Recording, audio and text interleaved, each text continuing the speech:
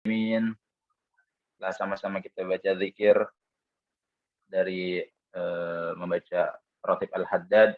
Semoga apa yang tadi kita baca menjadi catatan baik buat diri kita, dan apa yang tadi kita niatkan semoga Allah kabul semuanya. Amin amin ya rabbal alamin. Alhamdulillah rabbil alamin. Ayyuhal hadirun rahimakumullah.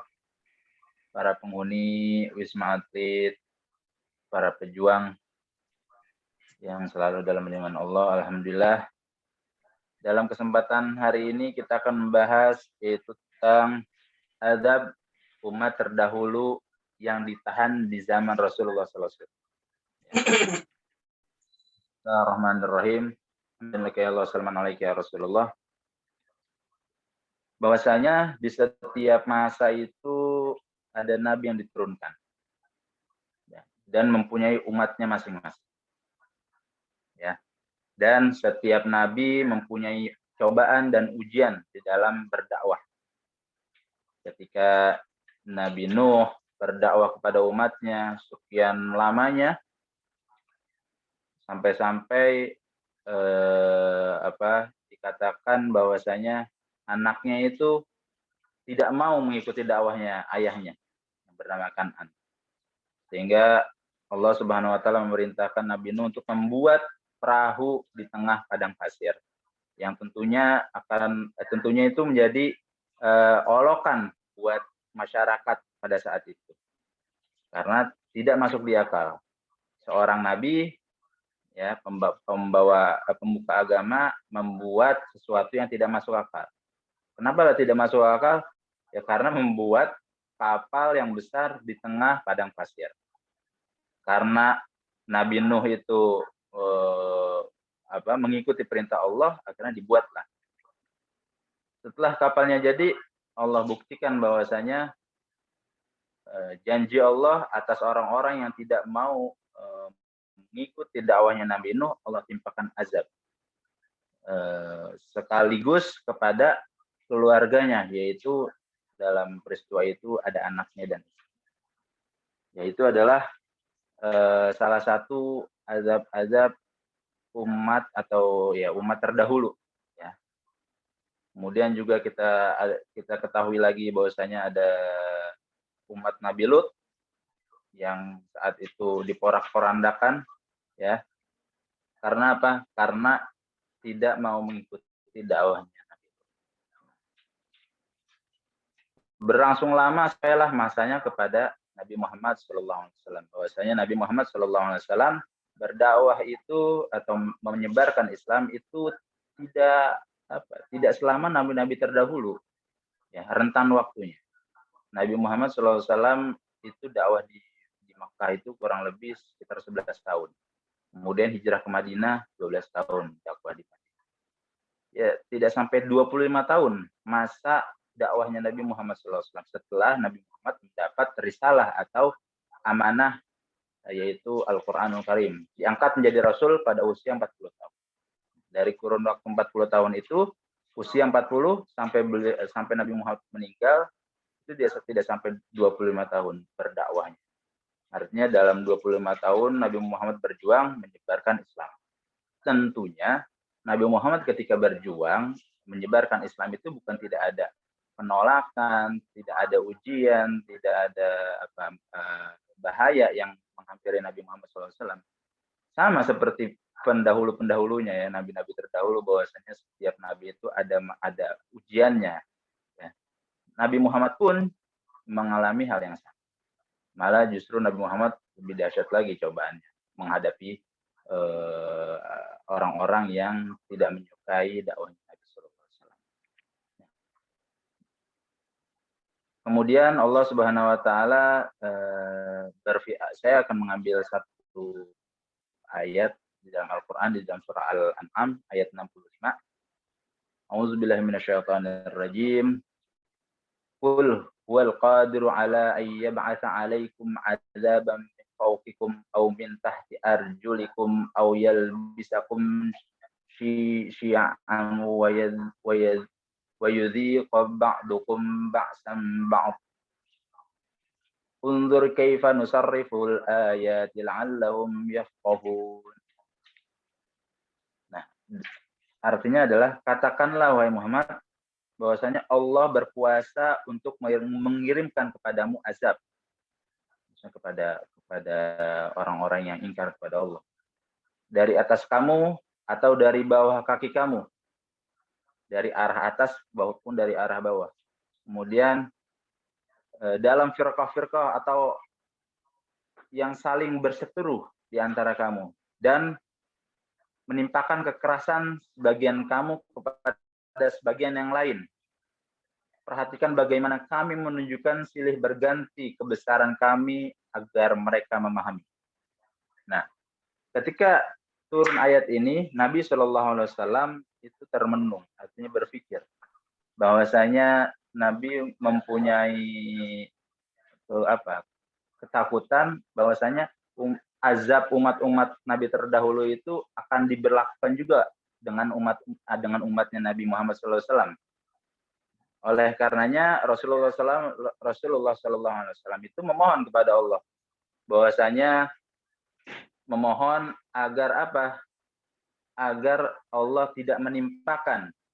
Dikatakan dalam ayat ini kan bahwasanya Allah itu berkuasa menimpakan azab dari atas kamu, artinya dari langit, ya, azab dari langit, maupun azab yang dari bawah bumi, gitu. Nah, Nabi Muhammad SAW itu memohon kepada Allah agar azab baik yang dari langit maupun dari bumi itu tidak diturunkan sama umatnya Nabi. Dan juga diteruskan di sini bahwasanya Allah juga mampu membuat di antara kalian itu saling berseteru gitu loh. Bisa dibilang itu sebagai fitnah gitu kan. Nah, jadi Rasulullah SAW itu memohon bahwasanya ya Allah, jangan sampai umat-umat saya ini seperti umat-umat Nabi terdahulu, seperti Nabi Nuh yang ditenggelamkan, ya, atau seperti Nabi Lut yang pakan gunung, yang diporak-porandakan wilayahnya, umatnya. Rasulullah SAW itu memohon agar umatnya itu tidak sampai dijatuhi azab pedih seperti itu. Dan juga Rasul agar umatnya itu biar terhindar dari perseteruan antar mereka. Nah, buat hal ini Allah tidak mengabulkan secara penuh permohonan Nabi Sallallahu Alaihi Wasallam. Ya. Dan hal ini bisa dibuktikan ketika Abu Jahal menantang Rasulullah SAW di depan umum saat itu, bahwasanya, hei Muhammad, kalau misalnya engkau benar seorang Rasul pembawa risalah, ya kan, seorang nabi, minta sama Tuhanmu gitu, suruh turunin azab sekarang. Kalau misalnya memang kamu benar-benar nabi dan rasul. Kemudian turunlah ayat di dalam surat yang sama, tapi ayat 33. Wa ma kana Allahu liyu'adzibahum wa anta fihim wa ma kana Allahu mu'adzibahum wa hum yastaghfirun. Dan Allah tidak akan menimpa suatu kaum wa anta fihim, dan kamu berada di kaum itu. Artinya ada ulama tafsir ada yang mengartikan bahwasanya anta fihim di situ adalah karena ada Nabi Muhammad di situ. Hanya Allah tidak kuasa menurunkan azab walaupun sudah ditantang oleh Abu Jahal. Ya kan? Karena ada Nabi Muhammad di situ. Kemudian lanjutan ayatnya wa makana Allahu mu'adzibahum wa hum yastaghfirun, dan Allah tidak akan mengazab suatu kaum selagi kaum itu mau meminta ampun kepadanya. Nah, artinya bahwasanya benar ketika Allah Subhanahu wa taala itu benar-benar menjaga umatnya Nabi, tidak seperti umat Nabi terdahulu ketika mendapat peringatan dari Allah Subhanahu wa taala. Semata-mata karena apa? Karena Allah cinta kepada Nabi Muhammad SAW. Makanya tidak disamakan, padahal kedurhakaannya ya setiap umat itu ya ada aja gitu yang contoh seperti tadi ketika Abu Jahal menantang Nabi Muhammad biar minta sama Allah turunin azab, itu kan udah sangat sangat apa tuh durhaka banget kan, kayak nantang gitu loh. Dan Allah tuh kuasa banget, bisa aja kan di ini, cuman dibuktikan gitu. Tapi karena ada Nabi Muhammad di situ, makanya Allah tidak kuasa menurunkan azab pada saat itu. Dan juga bahwasanya dikatakan al-ikhtilafu wal fitnatu aisar minal istisali wal intiqami bi'adzabillah wa in kanatil fitnatu min adzabillah lakin hiya akhfa li'annaha kafaratun lil mu'minin a'adzanallahu min adzabihi wa nikmih. Bahwasanya dikatakan di sini fitnah kalau dibandingkan dengan azab yang dihancurkan itu masih lebih ringan. Ya kan? Bahwasanya kan tadi Allah tidak mengabulkan semua permohonan Nabi. Yang dikabulkan bahwasanya Allah memang nggak bakal menurunkan azab dari langit berupa apapun, misalnya diturunkan bebatuan, dihujam semua umatnya yang durhaka, Allah tidak akan melakukan hal itu. Atau dikeluarkan azab dari dalam bumi, atau misalnya diledakkan gunung-gunung atau lain sebagainya, Allah tidak akan melakukan itu. Tapi ketika Nabi Muhammad meminta, ya Allah, aku juga memohon bahwasanya biar umatku tidak saling berseteru, tidak terjebak dalam fitnah. Gitu. Allah tidak mengabulkan dalam perkara ini. Dikatakan juga tadi yang saya katakan di dalam di dalam kitab Syarah Sahih Bukhari Imam Ibnul Battal Al-Qurtubi, bahwasanya dikatakan fitnah itu lebih mudah, artinya kalau dibanding dengan azab. Kalau azab kan ada durhaka satu kaum langsung dimatiin semua dan gak ada kesempatan dia untuk berpikir dan untuk merefleksi kesalahannya, ya kan? Langsung mati dalam keadaan kafir, ingkar kepada Allah dan kepada Nabi.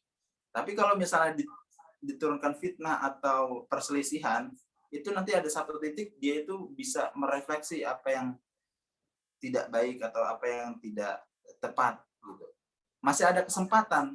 Ditambah lagi juga kan di dalam ayat 33 surah Al-An'am, wa ma kana Allahu mu'adzibahum wa hum yastaghfirun, dan Allah tidak akan mengazab satu kaum selagi kaum itu mau meminta ampun kepada Allah. Nah, jadi kalau misalnya selagi masih ada umat Nabi yang meminta ampun kepada Allah, insya Allah terhindar dari fitnah. Dan juga tidak disamakan umat Nabi Muhammad itu seperti umat-umat Nabi terdahulu yang mendapat azab yang amat pedih. Ya mungkin kiranya hanya itu yang dapat saya sampaikan. Mudah-mudahan bermanfaat dan mohon maaf apabila ada kekurangan. Hadanallahu wa iyyakum ajmain. Wassalamualaikum warahmatullahi wabarakatuh.